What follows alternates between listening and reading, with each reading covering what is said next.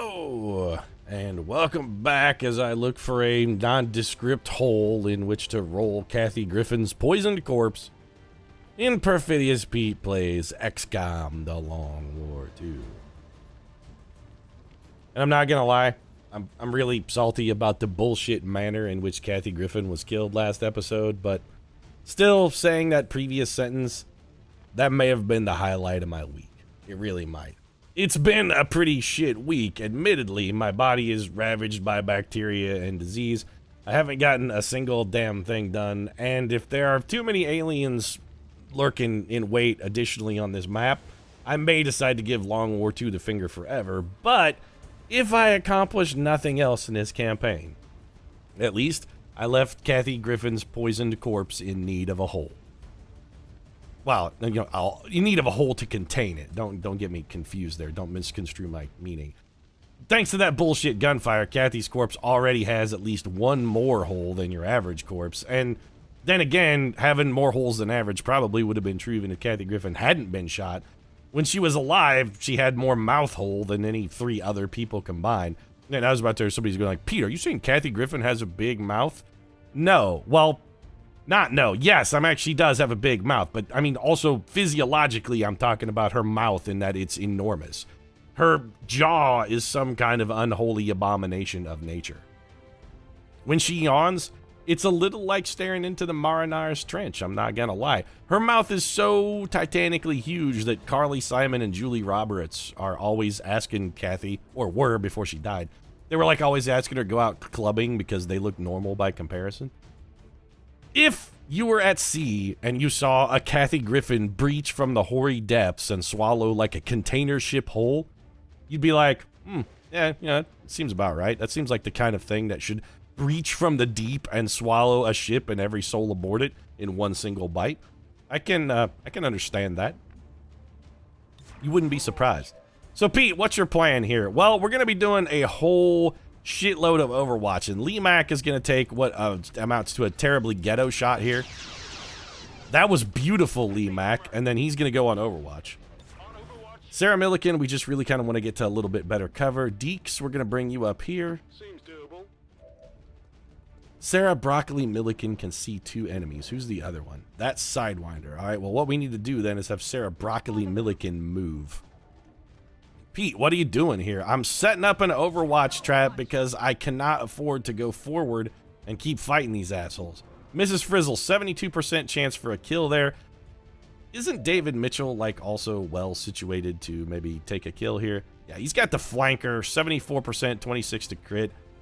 If I have to give up Overwatch on one of my units here, I would way rather give up David Mitchell's Overwatch than Mrs. Frizzle's. Hers is a little bit better. Alright, Gopher. You know what? I kind of actually just sort of want you to reload, and I think I may have Jerry Seinfeld hunkered down here. Or alternatively, I might hit the wrong button and put him on Overwatch by accident. Also a thing I might do. Ellen DeGeneres, I really don't feel like you've got a whole lot left to offer on the mission, so I'm just going to have you run away now. And Roseanne Barr has nothing to do with her time and cannot go on Overwatch, so we're going to have her study her weapon. Deeks, Overwatch for you. I have a feeling like these 2 guys are about to get poisoned through a wall. Call me insane. Just seems like the sort of thing that would definitely get shit upon us here. Mrs. Frizzle couldn't quite get the connection, which is real bad because this guy is super dangerous and is super on Overwatch. That guy's immune to poison, but not fire. He double moved and set himself ablaze. Well, okay. I mean, we got a little payback for Kathy Griffin. You know what? You fucking deserve that, Viper. You fucking deserve that. So what are you going to do here, Pete? I'm going to drop a whole shitload of death. It's Death Blossom here from our boy, David Mitchell. Give him the high hard one, David. Well, I mean, that was a high one. How hard was it? I don't know, but you did get rid of his Overwatch, which is at least something. Louis C.K., if we have you run and gun, can you do exactly fuck all? Well then, so we got Mrs. Frizzle, who has a terrible chance at a target we're not really that interested in murdering right now. Jerry Seinfeld is too far away. Ellen DeGeneres has a 9% chance to hit that Viper. Meanwhile, Roseanne, how do you have a 55% chance from here? That guy has high cover from you. Really. From here. Okay. I mean, we're probably still going to take that shot. Or alternatively, we might just go on. You know what? Screw that shot. We're not going to take that shot at all. I have a different plan. Webb, I want you up here. Can you flashbang these tools? Of course not. I mean, you can flashbang one of them. You do have a flank shot at 43%. You know what? No. They're in the open. Go on Overwatch. Lou, I really just want you to go up here and hunker down. I can handle that. Nobody be next to anybody else. Otherwise, we're all going to get poisoned. Standing fast. Okay, Sarah, Broccoli, Milliken. I kind of want you... You're not... Well, you're currently next to Lee Mack, which is bad, because we want Lee Mack on Overwatch. Which guy... That's the most dangerous Viper. We could suppress him. Alternatively, we could have Mrs. Frizzle... I was going to say check a flashbang, but she can't throw one far enough. So, yeah, go ahead and suppress that guy. Blasting that target. You're glassing that target. Don't pad your part, Lily Tomlin. Don't overplay your role. That's all I'm gonna say. So in the meantime, then we have one flashbang left from Elm DeGeneres. We got to keep these guys on lockdown while the rest of the team sneaks in at 64%. I'm definitely not gonna risk it. Flashbang and suppress. This is as locked down as I can get these guys. It also really kind of prevents us from having to worry about them using any of their bullshit abilities on us. Milliken is a very poor shot. Really? That's the best shot you've got? Why is this guy so unhittable? Alright, Seinfeld. Alright, I mean, I wish there was somewhere a little better for you, buddy. There isn't. These guys are as locked down as we can possibly make them. I don't suppose hollow targeting lasts for a turn, does it? It does not. Well, what we're going to do then with you, Roseanne, is we're going to have you move and steady your weapon. Maybe we can get a little better. No, don't throw a flashbang, though. Steady your weapon. So we got a flashbang Viper in the open. We got another Viper that's in full cover that's suppressed and flashbanged. That guy set himself on fire, so he's just taking damage. I'd really love to see Miss Frizzle just crack this guy wide open if he tries to move. Didn't do anything. Okay, that guy's gonna run in the building because he's on fire. He may be panicking a little bit, running around, punching his own head, trying to put out the flames. We did have some loot expired. I don't give even a single tiny shit about that. David Mitchell could get a flank shot that almost certainly would not get a kill. Lee Mack has one very terrible shot. Okay, Robert Webb could make it to full cover and flashbang again. That would be about the most we could get out of him. I really feel like we're actually going to have to do another turn of lockdown on these guys. So, yeah. Alright, let's plan accordingly. Let's assume we're going to be doing another turn of lockdown here. So, Mrs. Frizzle, reload. Start over watching. Suppress that Serpents again. Bring in the pain. Meanwhile, we want to provide our boys with blue here. And red and the various and sundry other colors. Whatever you say. I don't mean to armor... I don't want to be an armor discriminator. I don't want to be like, oh, those are boys in blue. You can wear whatever color you want on the XCOM project. And by whatever color you want, I mean basically whatever color the random number generator happens to generate for your armor when your character tune is created. Because I'm not fucking changing it. I'm too lazy. We're going to keep flashbanging here. I really need one more turn without another pod of crap wandering into me. Louis C.K., I want you to get up here to get ready to coup de grace with a shotgun. Sarah Broccoli Milliken. I mean, we're really just looking to slowly creep forward and, like, slightly enhance our chances of getting hits on these guys. Moving to position. So we're going to bring the Broccoli Yow around here. Don't put anything in your mouth you don't want to, Sarah Milliken. Moving to designated position. And we're going to see what Jerry Seinfeld can flesh from here. Can you get this guy? Not from, like, a tile that's safe, so... let's just have you overwatch. We're in good cover. These targets are all fully on lockdown. Not a problem. We can't really lock them down much harder than they're locked down right now. We really can't. Overwatch for Ellen. Roseanne, 81% at the distance sidewinder. This I'm taking. If we get a kill here, we can also re-steady for next turn. Good old Graze mechanic. Man, I love that shit. It is not at all stupid in any way, shape, or form. Love those grazes. David Mitchell, reload. And the fire did our job for us, leaving us with one badly disoriented Viper Serpents. I really hope this guy is the last guy on the map.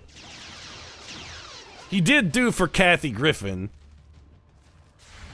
Yeah, we should be getting some. I was going to say, Lee Mack, at least, better be taking a shot here. That guy took a 4% chance to hit at Sarah Milliken. 4%. He took that shot. 4%, and he took it. This is how you know the AI has been specifically coded to farm for grazes. They're taking 4% shots here. 4! Pete, your voice got a little high and kind of freaked out on that. Like, yeah, well, I got not only the strep throat, but also I was just, you know, indignant. Unfucking believable. This map has more enemies on it. How many goddamn more guys could there possibly be on this mission? We have killed an entire universe worth of foes. The aliens got to be out of reinforcements at this point. They're all dead. We have murdered everyone. So what's your plan then, Pete? Well, we don't have a concealment trooper anymore. And when I say we don't have a concealment trooper anymore, I mean one, because that trooper, one of them is dead. And two, because Jerry Seinfeld had to blow his concealment on an earlier turn. So what are we going to do?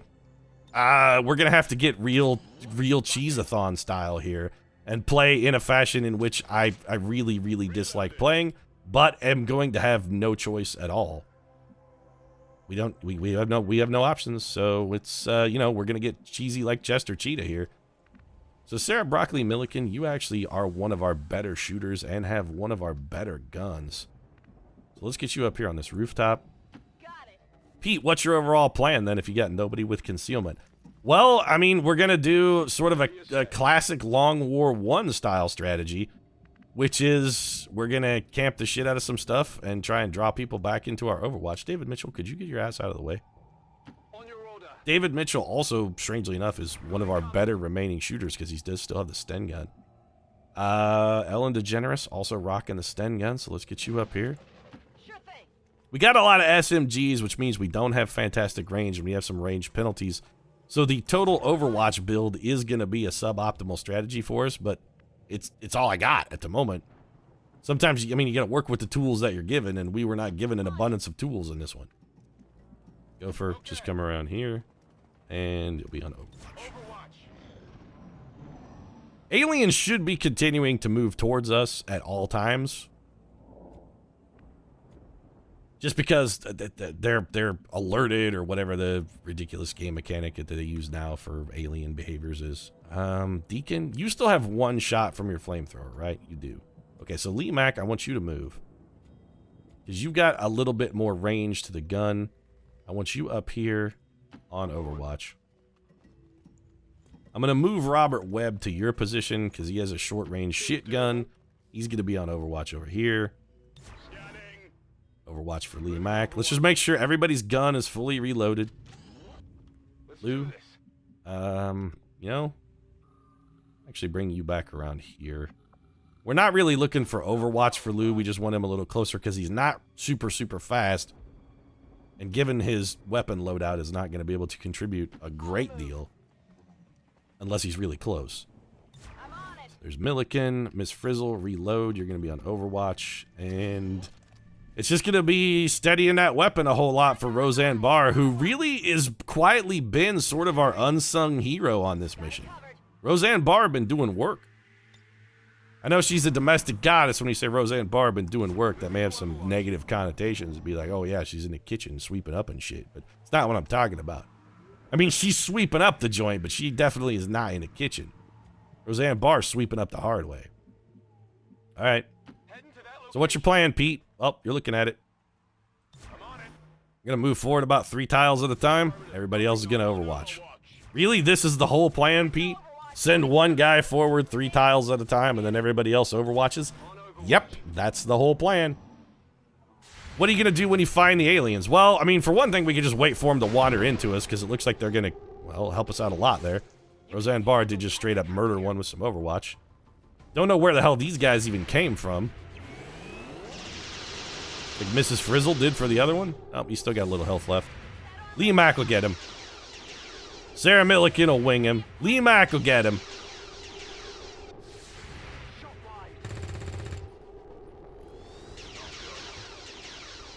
Nice work, gentlemen. Ladies, fantastic. Okay, Lee Mack will get him. There we go. Impressed yet? No, Lee Mack, not really at all, actually. So, still got more enemies. All right. Well, that's fine. Pete, you were talking about an overall strategy that involved 3 tiles of movement at a time and then a bunch of Overwatch.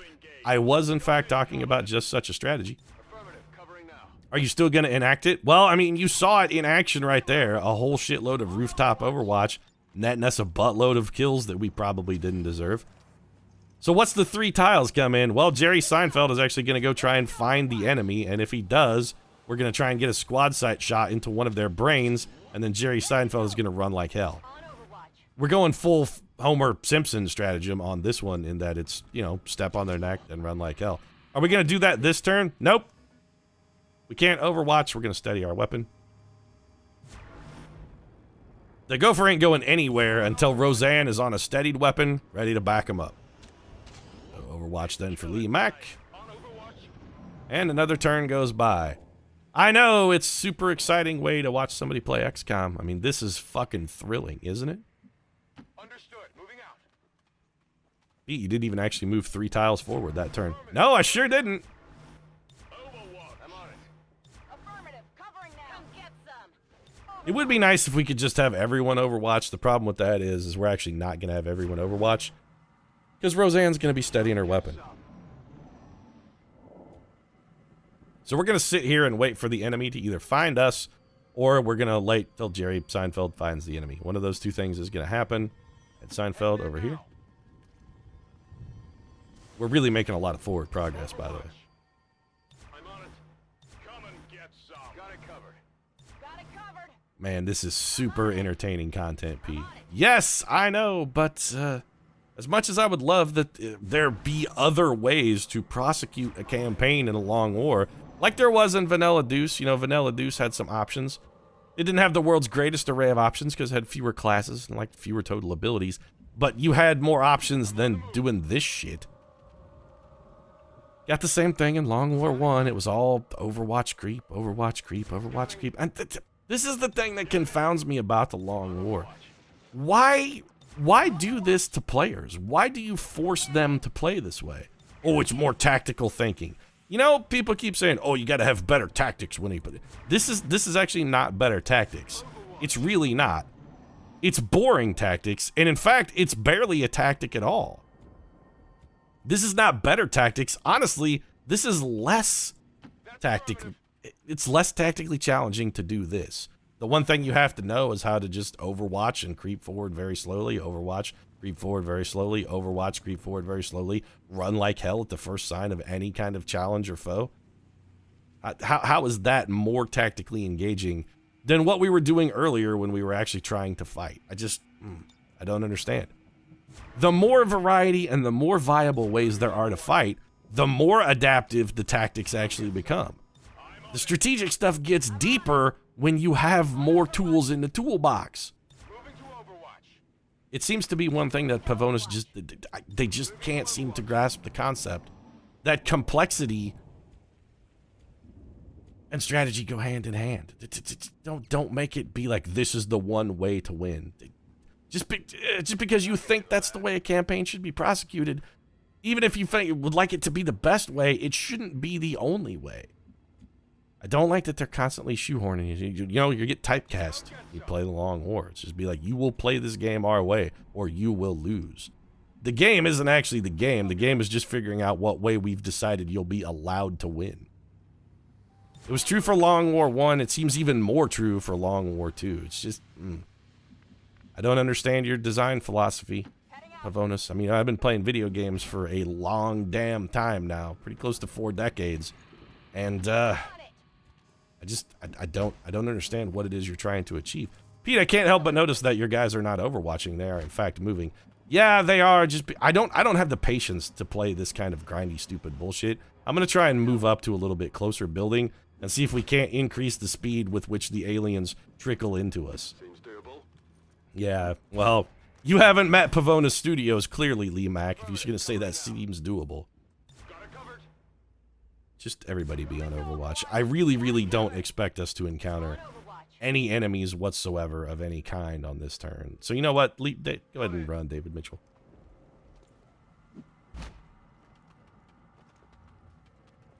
It's fine. We're also not getting any audio clues, which leads me to suspect that the enemies are probably, if they exist at all on the map still, are all very, very far away. Very unlikely we're going to encounter anything over in that region. Already there. So let's get to our new rooftop where we can dig in and get ready for some of the dullest action ever caught on film. This is going to be like watching, this is like My Dinner with Andre, the movie. My Dinner with Advent. Be like, yeah, it's real dull. It's just like two people having a conversation while they eat dinner. Exactly. Exactly. They weren't even talking about important stuff. Oh, I'm aware. I'm aware. Gopher, you're our forward scout. Eyes in the sky and whatnot. Just keep lurking behind that tree, Seinfeld. Covering now. Ellen, you're one of our better shooters. Let's get you up here. Running. There's Roseanne. All right, Roseanne, you're effectively our only actual shooter in this whole mix. You're the pod popper, the bringer of death, the angel of destruction. She who walks behind the scope. On the move. Pete, was that a Children of the Corn reference? Yeah, see, there's a movie that stuff happened in. I mean, it was stupid stuff, but it's still better than My Dinner with Andre. Affirmative. All right, then. Let's kill some more time. Perfect. So, who's going to get first moves? Well, whoever is going to be of our primary position of importance, which is going to be Roseanne Barr. We're going to want her, I don't know, this looks like a reasonable spot. Second position of importance then is going to go to Lee Hollywood Mack. Who's going to be, I'm going to say, like, right here. Got it. Moving. Mrs. Frizzle gets thirdsies. Frizzle, where you at? There you are. Nope, come back. Hey, on the plus side, Kathy Griffin did make way for, you know, additional team members by dying. She did save us from cycling through the roster over and over. Okay, Deke, you got a shit gun. Lou, you need to be close. Broccoli, let's get you up here. You can be on Overwatch. You got a Sten gun. It ain't great, but it's something. Mitchell also has a Sten gun. And David Mitchell is a surprisingly respectable aim, too.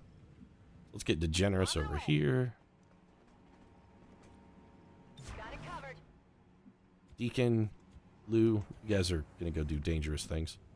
Well, I mean, you know, for certain values of danger. There's a non-zero chance this roof just spontaneously collapses while we're sitting on top of it doing nothing. That's, I mean, that's a form of danger. Whatever you say. And Deeps, get you over here. Leaping through plate glass windows. That's not exactly safe. See, these guys they're living dangerously, man. These guys are living on the edge of, you know, lacerated throats. Gopher, you're not going anywhere yet. All right, we need another beat. Are you going to take another turn of doing nothing so Roseanne can steady her weapon? Yep. I'm going to spend an entire turn doing exactly fuck all so that one character can get a tiny bonus to hit in the event that we pop a pod. Covering now. Come get some. And Roseanne steadies. It's odd that Roseanne spends so much of her time, you know, trying to steady herself. It's like the opposite of reality. We're giving the old XCOM switcheroo here. All right, Gopher. Go forward. You're like 5 tiles. Take a tiny peek and see if you can see any enemies. Nope. Well, that's Overwatch for you then. Overwatch. Overwatch. Moving to Overwatch. Overwatch. This is thrilling. Just like, why are you still watching this? I'm playing it and I'm bored out of my goddamn mind. On Overwatch. Seriously, it's all but bored to tears here at this point. If I didn't literally have an infection in both eyes, I would say I was bored to tears. But really, I have to blame the tears on the virus that has infected both. How big is this? How much bigger is this map? Is it really this big? I don't want to have to. I don't want to have to Overwatch creep across this entire map. I really, really, really don't. It's too much, XCOM. This is too much creeping. This is too much creeping. I have limits. I'm just one man, and I'm a human man at that. Scanning. Scanning. Got it covered. I'm on it. Got it covered. I'm on it. It's gonna be a while, Pete. Just dig in. This is top-notch excitement gameplay brought to you live, folks, from Pavonis Studios. Why do you want this to be the game? It baffles me.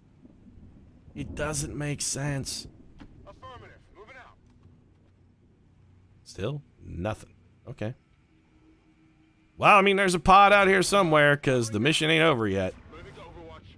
Come and get some. We have made so much noise by this point, by the way. Shouldn't the enemies, like, aren't their alert statuses supposed to say, should be actively patrolling and looking for XCOM? Isn't that what's supposed to be going on right now?